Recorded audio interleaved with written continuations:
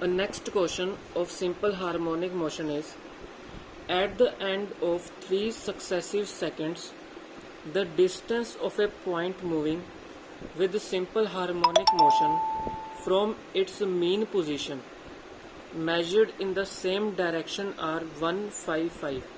अब ये क्या कह रहा है कि at the end of 3 successive seconds जो डिस्टेंस ऑफ जो पार्टिकल मूव कर रहा है फ्रॉम द मीन पोजीशन से सेम डायरेक्शन में, उसके डिस्टेंस हमें गिवन दिया है 155 और 3 सक्सेसिव सेकेंड्स जो हैं वो हमने खुद लेट करने हैं। जैसे कि 1 डिस्टेंस है उसका टाइम हो गया t सेकेंड्स, 5 डिस्टेंस पे हो गया उसका t+1 सेकेंड्स, अनदर 5 डिस्टेंस पे हो गया t+2 सेकेंड्स। तो ये मीन पोजीशन से जो है टाइम हमने लेट किए हैं 3 सक्सेसिव सेकेंड्स। जैसे t को हम 1 मान लेंगे, फिर यहाँ पे 1 सब्सटीट्यूट करेंगे तो 2 सेकेंड्स आ जाएगा, यहाँ पे 1 सब्सटीट्यूट करेंगे तो अनदर 3 सेकेंड्स। तो फर्स्ट सेकेंड, सेकेंड सेकेंड और थर्ड सेकेंड पे जो डिस्टेंस है वो हमें गिवन है। हमने एक आर्टिकल किया था कि अगर अब ये क्या है, मीन पोजीशन से जो पार्टिकल है वो सक्सेसिव सेकंड्स पे जा रहा है। जब कोई मीन पोजीशन से किसी पॉइंट पे जाता है तो हम कौन सा फॉर्मूला लेते हैं, x equals to a sine root nu t हम फॉर्मूला लेते हैं। तो x को हमने यहाँ पे मानना है 1 जो कि हमें गिवन है, ए साइन रूट न्यू टी आ जाएगा, टी जो हमने फर्स्ट सक्सेसिव सेकंड जो हमने माना है। फिर 5 डिस्टेंस पे हमने क्या लेना है, ए साइन रूट न्यू टी का क्या आ जाएगा t+1 ले लेना हमने। फिर अनदर 5 डिस्टेंस पे क्या आ जाएगा, x equals to 5 equals to a sine root nu t+2। तो ये 3 सक्सेसिव सेकंड्स पे जो हमें डिस्टेंस थे वो हमें गिवन थे, वो हमने इक्वेशंस 3 इक्वेशंस जो है हमने बना ली हैं। अब हमने क्या करना है कि हमने फर्स्ट और थर्ड इक्वेशन को क्या करना है, ऐड करना है। जब हम फर्स्ट और थर्ड इक्वेशन को ऐड करेंगे तो क्या आ जाएगा, 5+1 6 इक्वल्स टू ए जो है हम कॉमन ले लेंगे और ब्रैकेट के इनसाइड क्या आ जाएगा, sine root nu t+2 plus sine root nu t. तो ये हमारे पास ऐड करके इक्वेशन बन जाएगी। अब यहाँ पे फॉर्मूला कौन सा लगाया है, sine c plus sine d। Sine c plus sine d का फॉर्मूला होता है 2 sine c plus d/2 cos c minus d/2। जब आप ये फॉर्मूला अप्लाई करोगे तो आपके पास ये इक्वेशन आ जाएगी। फिर उसके बाद ये जो 2 है कांस्टेंट, ये जो 2 है हम बाहर ले लेंगे, 2 को 6 के साथ डिवाइड करेंगे तो 3 आ जाएगा। जो फिर हमारे पास रह जाएगा वो रह जाएगा a sine root nu t+1 multiply cos root nu. जो a sine root nu t+1 है वो किसकी वैल्यू है, 5। इसकी वैल्यू हम 5 यहाँ पे सब्सटीट्यूट कर देंगे तो 3 equals to 5 cos root nu आ जाएगा। तो कोस रूट न्यू के हमारे पास क्या आ जाएगा, 3/5, और जो कोस है वो राइट हैंड साइड जाके क्या हो जाएगा, इनवर्स हो जाएगा। टाइम पीरियड का फॉर्मूला होता है t इक्वल्स टू 2π/रूट न्यू। रूट न्यू की वैल्यू हम यहाँ पे सब्सटीट्यूट करेंगे तो हमारे पास क्या आ जाएगा, रूट न्यू को हम यहाँ पे सब्सटीट्यूट कर देंगे तो हमारे पास ये आ जाएगी वैल्यू। और उसके बाद थीटा को इन्होंने माना है कोस, इन्होंने रूट न्यू को थीटा मान लिया। थीटा की वैल्यू क्या है हमारे पास, ये है कोस इनवर्स 3/5। तो कोस थीटा क्या वैल्यू क्या आ जाएगी, 3/5 आ जाएगी, जो हमने प्रूव करना था यहाँ पे क्वेश्चन में। नेक्स्ट हमारे पास क्वेश्चन है 33rd example.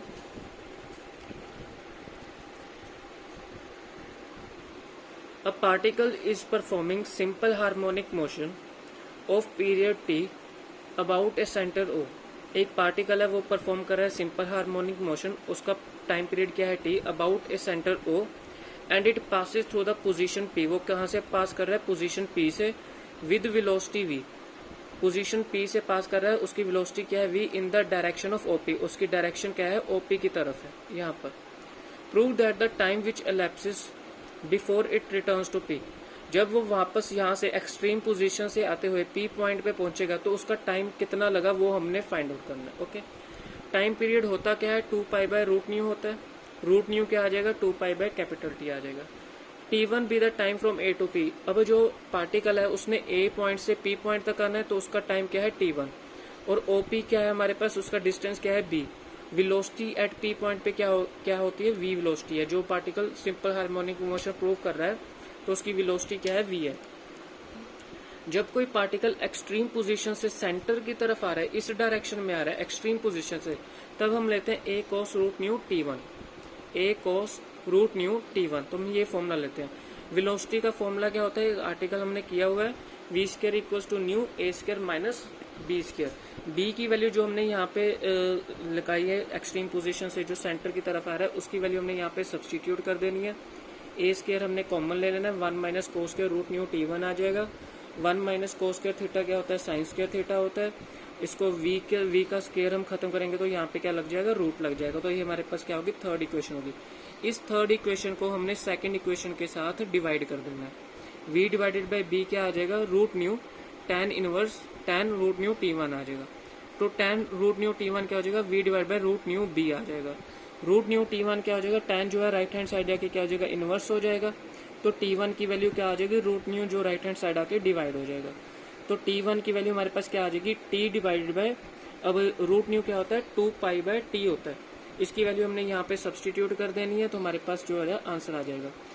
Now time from p to a, जब हम p टू a से जाएंगे और फिर वापस आएंगे, p से a तक जाना है, a से वापस आना है, तो कितना टाइम लगेगा, p से a तक गए तो टाइम t1, a से p तक गए तो दोबारा t1, t1 प्लस t1 क्या आ जाएगा, 2t1 आ जाएगा। और t1 की वैल्यू हम यहाँ पे सब्सटीट्यूट कर देंगे तो आंसर आ जाएगा।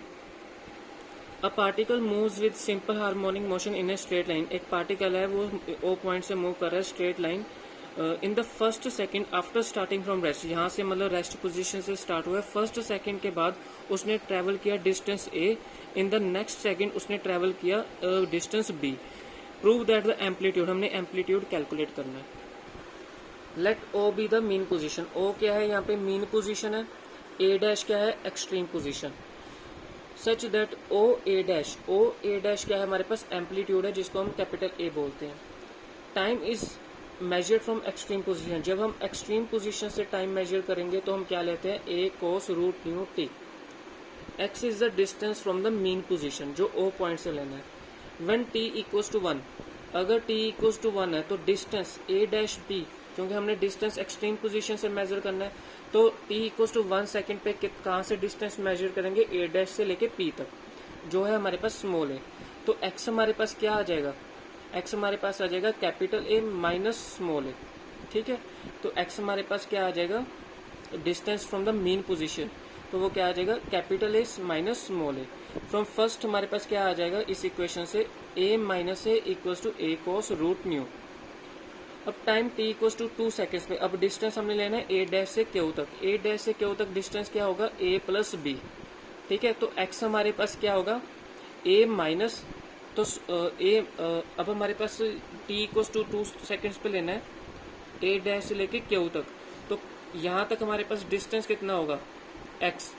तो x ये हमारे पास क्या होगा, capital A minus a plus b, तो माइनस को मल्टीप्लाई करेंगे तो a माइनस b आ जाएगा। इस वैल्यू को हम यहाँ पे सब्सटीट्यूट कर देंगे तो हमारे पास आ जाएगा a minus b equals to a cos root nu t।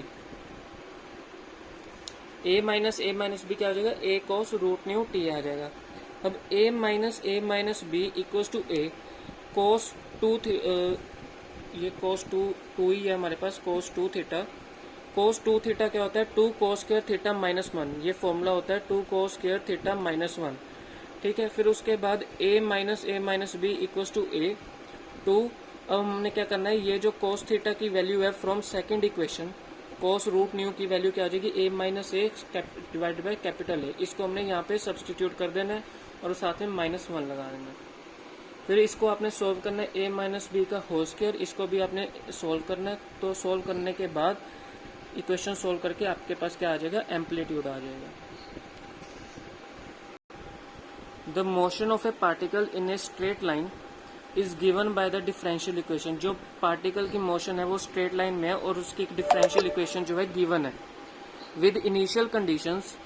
Initial condition हमें गिवन है x equals to x naught dx by dt भी गिवन है, t इक्वल्स टू 0 भी गिवन है।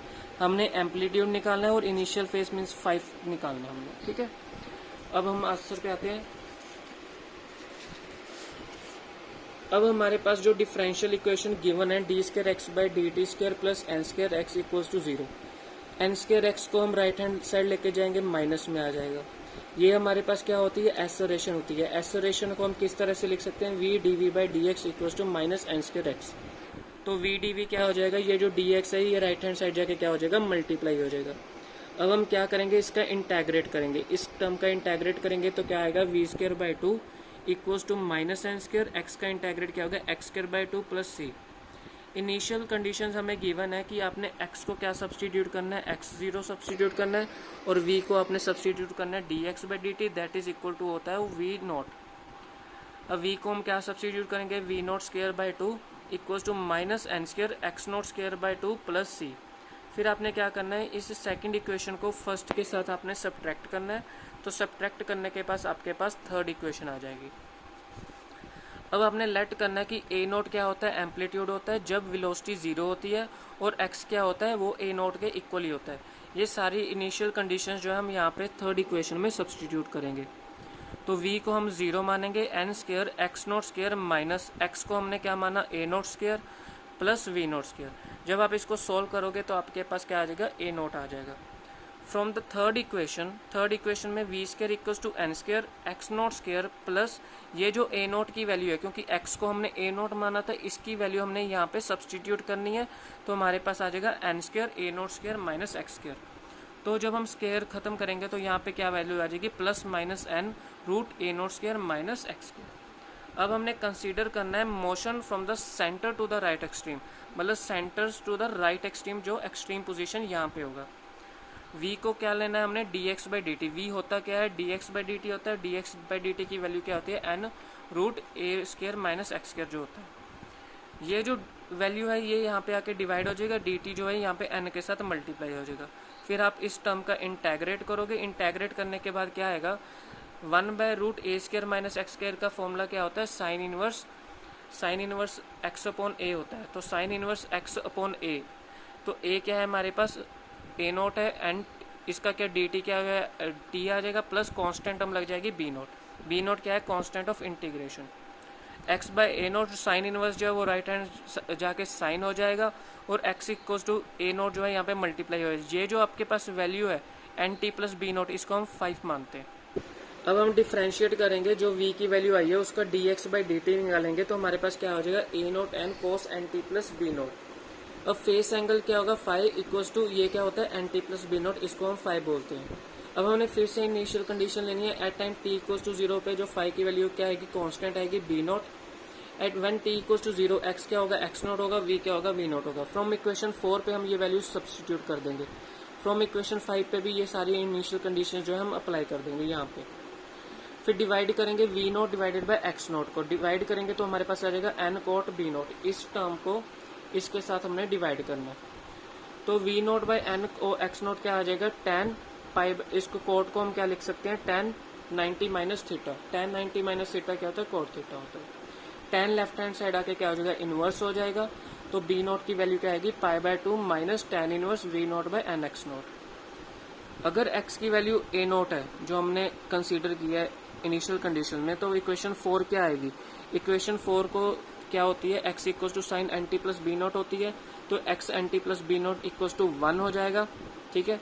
तो 1 वैल्यू कब आती है, साइन 90 पे जो आती है 1 की वैल्यू होती है, तो साइन पाई बाय 2 आ जाएगा। तो एन टी प्लस साइन और साइन कैंसिल हो जाएंगे, तो n t plus b naught की वैल्यू क्या आएगी, 2 n pi plus pi by 2। N की वैल्यू आप 0 1 2 एन पुट कर सकते हो। अगर n t plus b naught less than 2 है तो ये क्या होगा, फर्स्ट क्वाड्रेंट में लाई करेगा, तो v पॉजिटिव होगा। अगर ये ग्रेटर देन होता है तो ये सेकंड क्वाड्रेंट में लाई करेगा, और इसकी वैल्यू जो होगी नेगेटिव होगी। जो पार्टिकल है उसकी डायरेक्शन चेंज हो रही है, क्योंकि वो एक्सट्रीम पोजीशन से सेंटर की तरफ आ रहा है। और जो फिर उसकी वैल्यू क्या लेगी, हम x इक्वल्स टू माइनस में लेंगे, क्योंकि वो एक्सट्रीम पोजीशन से शुरू है और सेंटर में आ रहा है। तो ये मोशन क्या है, ऑसिलेटरी मोशन है।